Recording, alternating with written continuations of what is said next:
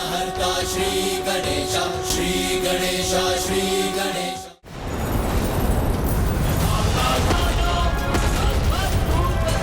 सहस्त्रों वर्षों से देवी पार्वती तप पर स्थित है और ये दुष्ट इनका तप भंग करना चाहता है। इन असुरों की संख्या अधिक होने के कारण इन्हें रोकना भी मेरे लिए एक परीक्षा ही है।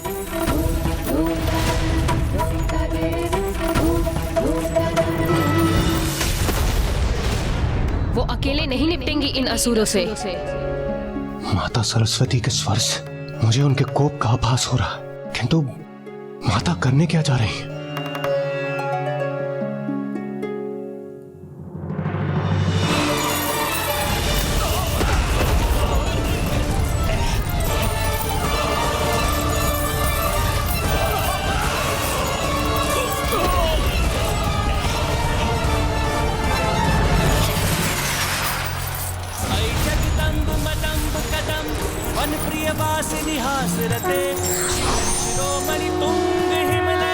प्रणाम देवी सरस्वती।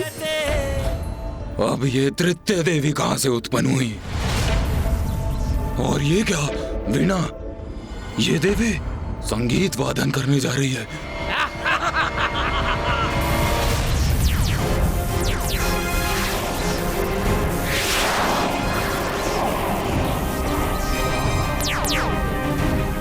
वीणा से उत्पन्न ये स्वर्णिम कीड़े भला हमें क्या क्षति पहुंचा सकते हैं? इन कीड़ों को नष्ट कर दो, आगे बढ़ो और वध कर दो इन देवियों का। हेलो!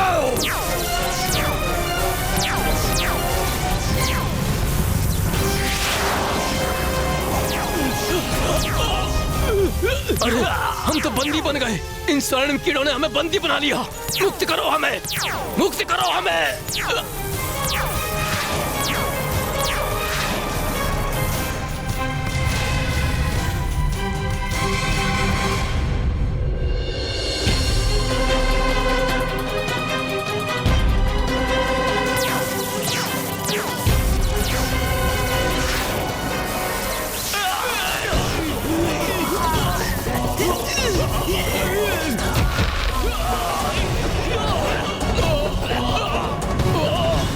संकट टल गया, अन्यथा देवी पार्वती की तपस्या भंग हो सकती थी। इतने विचित्र किंतु इतने प्रभावशाली अस्त्र शस्त्र मैंने पूर्व कभी नहीं देखे। इन देवियों को पराजित करना तो असंभव ही प्रतीत होता है। ऐसा कौन है जो इनका वध करने में सक्षम हो?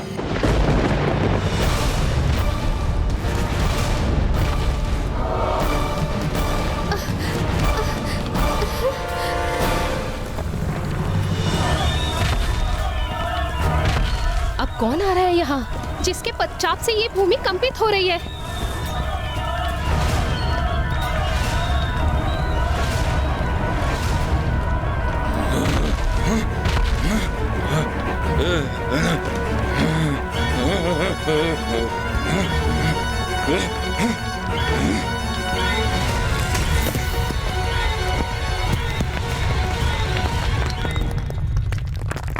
ये क्या? महाराज तारकासुर ने महाअसुर अबुआ को भेजा है।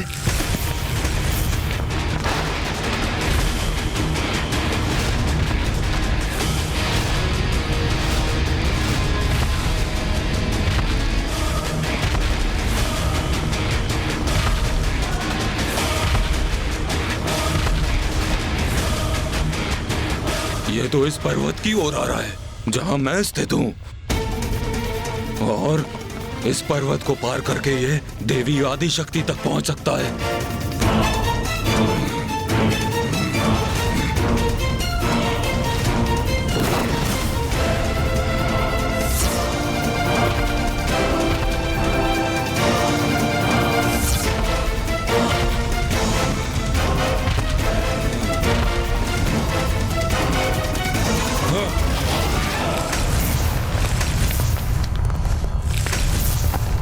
नहीं, पुनः हार नहीं हो सकता मैं।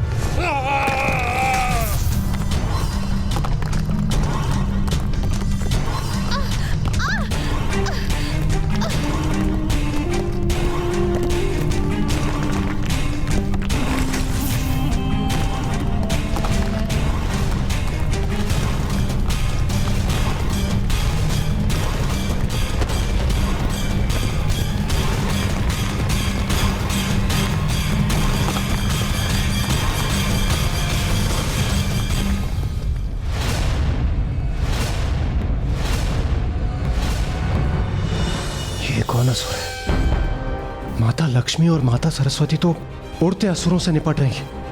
अभी एक और नवीन असुर उत्पन्न हो गए। मुझे भय है कहीं असुर माता की तपस्या न भंग कर दे। यदि देवी पार्वती अपनी तपस्या से उठने के लिए विवश हुई तो वो महादेव की परीक्षा में कभी सफल नहीं हो पाएंगी।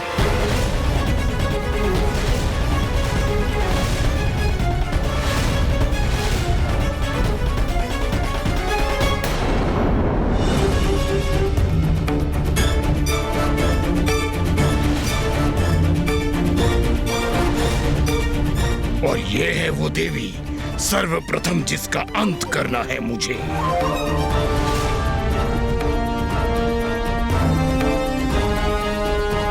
तो ये सब हो रहा है यहाँ देवियों, किंतु क्या तुम देवियों को यह ज्ञात नहीं कि महाराज से प्रतीक्षा करवाना सर्वथा अनुचित है? असुर महाराज तारकासुर इस प्रतीक्षा में है कि देवी आदिशक्ति की अंत की सूचना अब आएगी कि तब आएगी, और तुम तुच्छ स्त्रियां अपनी क्रीड़ा से उसमें विलंब उत्पन्न कर रही हो। किंतु कोई बात नहीं, अभुआ यहाँ प्रस्तुत है, और जो धैर्य धारण कर प्रतीक्षा करते हैं उन्हें उसका उचित फल भी प्राप्त होता है।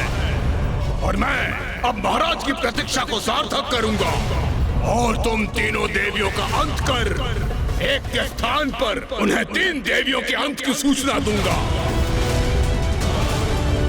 एक अन्य विचार आया है मेरे मन में, क्यों ना मैं इस संपूर्ण सृष्टि का ही विनाश कर दूं, क्योंकि जब सृष्टि ही शेष नहीं रहेगी तो सदा के लिए तुम तीनों देवियों का भी अंत हो जाएगा।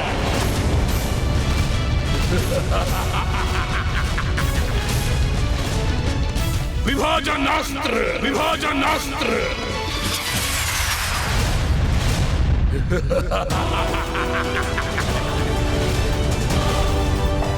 ये कौन सा अस्त्र है ब्रह्मदेव? ये वो अस्त्र है वायुदेव जो किसी को भी 2 भागों में विभाजित कर सकता है।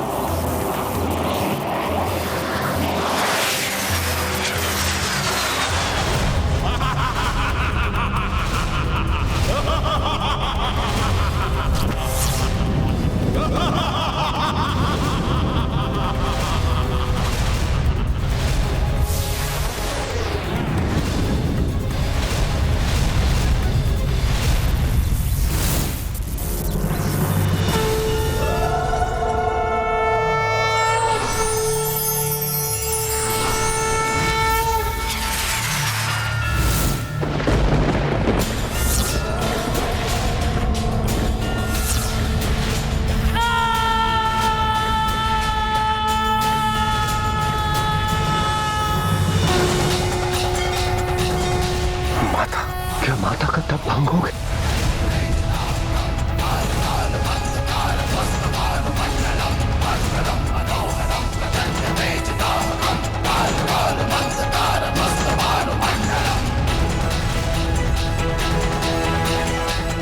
जिसका भय था वही हो, माता की तपस्या भंग हो गई।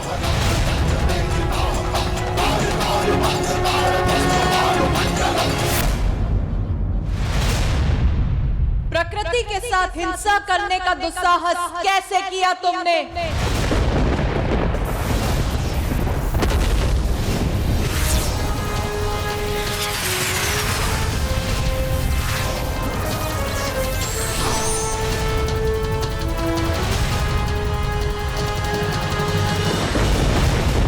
प्रकृति के साथ जो जो रोष उत्पन्न करता है उसका यही परिणाम होता है, सर्वनाश।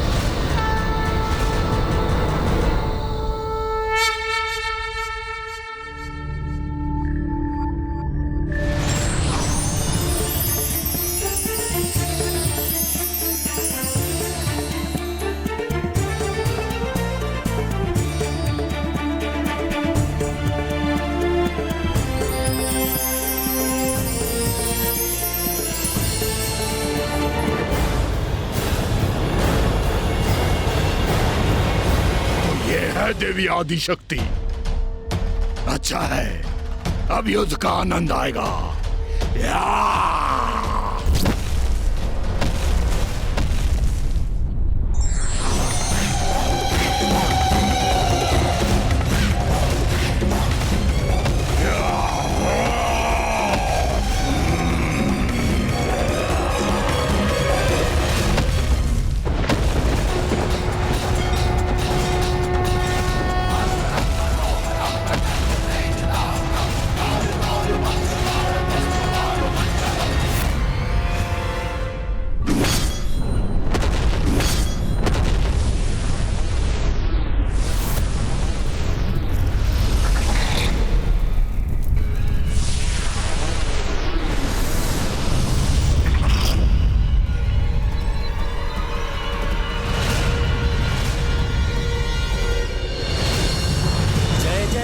महिषासुरमर्दिनि रम्य कपर्दिनि शैलसुते मधुरे मधुकैटभ गंजिनि कैटभ गंजिनि रासरते।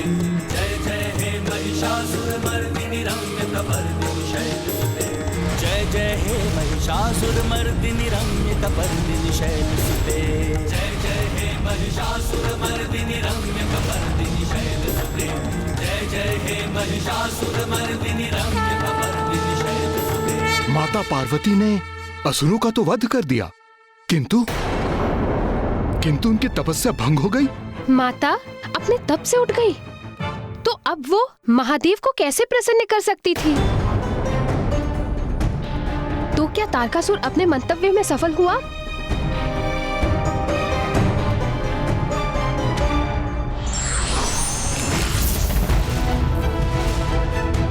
जिसका भय था वही हुआ। माता की तपस्या भंग हो गई।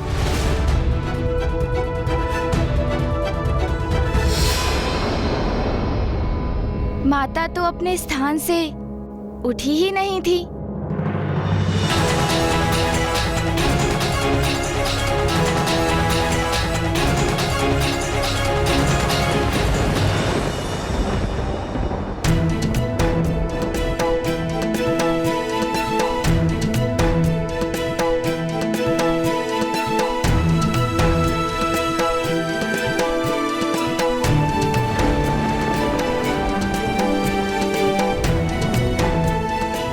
माता, आपने इस असुर रूपी संकट का निवारण किया। आपको कोटि कोटि धन्यवाद। उचित। बहन पार्वती का तप खंडित नहीं हुआ।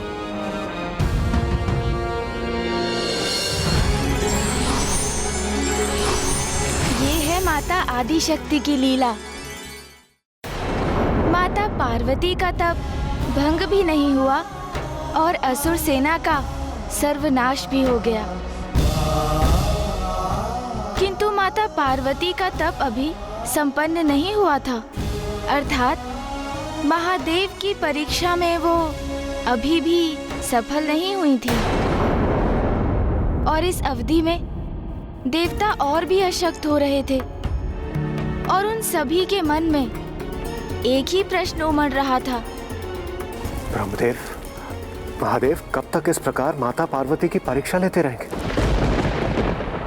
हाँ नाथ, 30 सहस्त्र वर्षों से देवी पार्वती की इतने कठोर तपस्या का फल अब उन्हें प्राप्त होना ही चाहिए।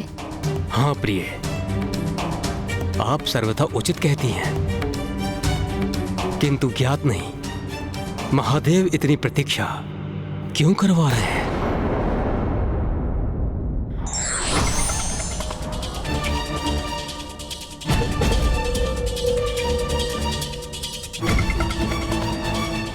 प्रणाम नारायण। देवराजेंद्र, अब और विलंब उचित नहीं। अब समय आ गया है कि आप सभी देवता एकत्रित होकर महादेव के समक्ष प्रस्तुत हों और उनसे विनती करें कि वो देवी पार्वती की परीक्षा संपन्न करें। उचित है नारायण।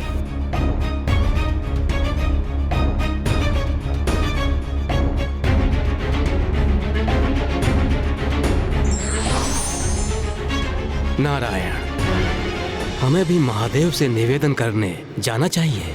नहीं ब्रह्मदेव, आपको जाना तो है, किंतु महादेव के समक्ष नहीं, अपितु कहीं और एक अत्यंत महत्वपूर्ण कार्य करने। आपको तारकासुर के समक्ष जाना है और उसे कार्य करने के लिए तैयार करना है। तारकासुर? ये आप क्या कह रहे हैं नारायण? मैं जाऊं तारकासुर के निकट? किंतु क्यों?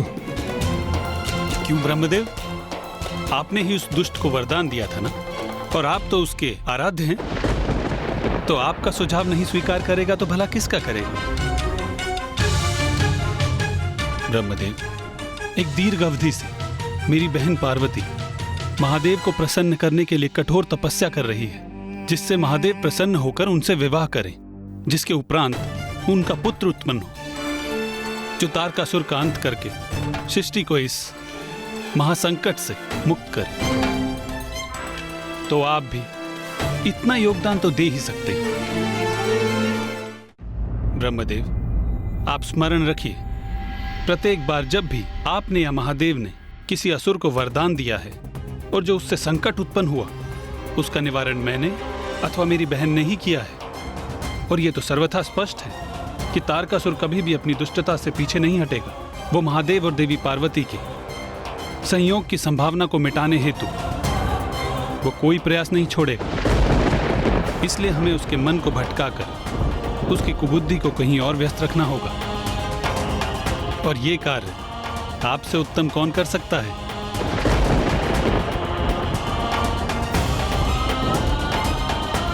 माता पार्वती को और कितने कष्ट सहने हों? नहीं इंद्रदेव, पार्वती की परीक्षा अभी पूर्ण नहीं हुई है। प्रभु, कोई तो राह दिखाइए।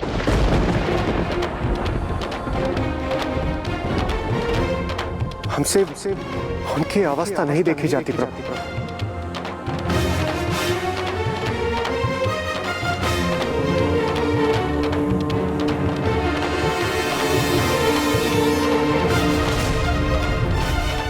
तो अब क्या करने जा रहे थे महादेव? माता पार्वती की एक और परीक्षा। एक और परीक्षा? अपार कष्ट सहकर भी व्यक्ति स्वयं को किसी बड़े उद्देश्य के लिए ही तैयार करता है। अर्थात माता सती ने महादेव को अपार स्नेह दिया, किंतु उनके प्रेम में हठ का भी समावेश था। और माता पार्वती को भी महादेव से प्रेम था, किंतु क्या उनका प्रेम हठ, ईर्ष्या, क्रोध, अहंकार आदि मानवीय संवेदनाओं से ऊपर था? अब इसकी परीक्षा महादेव लेने वाले थे। महादेव परीक्षा लेने वाले थे? परंतु कैसे गणेश जी? ओम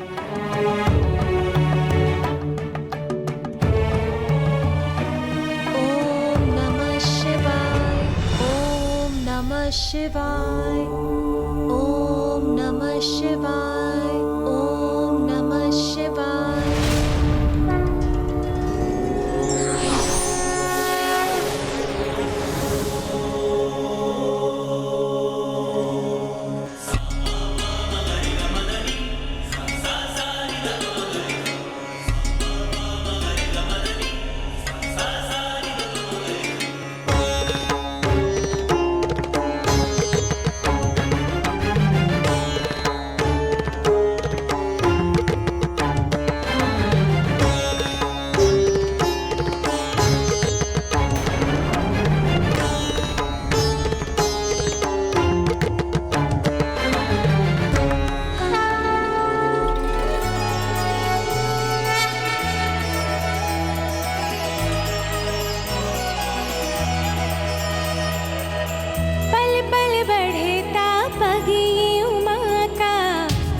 से करने चली मिलाप, अनुपम ये संयोग अनोखा, होगा अब ये पुनर्मिलाप। व्याकुल ये हृदय और नैना, पार्वती शिव मिलेंगे आज, होगा मंगल पल वो लौकिक, पार्वती शिव मिलेंगे आज, पार्वती शिव मिलेंगे आज।